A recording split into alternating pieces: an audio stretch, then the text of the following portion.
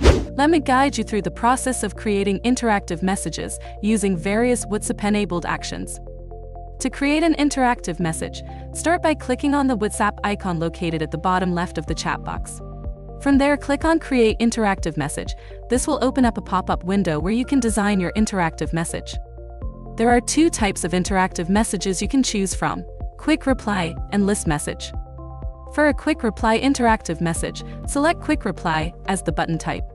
Then, type in the message you prefer and add content for the buttons. You can include up to 3 buttons in a single interactive message. Make sure to preview the message on the right side before sending it.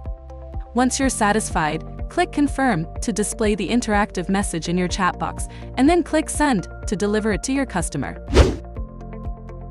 If you prefer a list message, choose List Message as the button type. Next, type in the message you want to convey and provide the list title.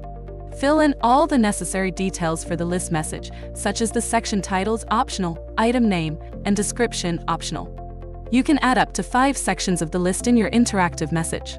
Similar to the Quick Reply, preview the message on the right side before sending it.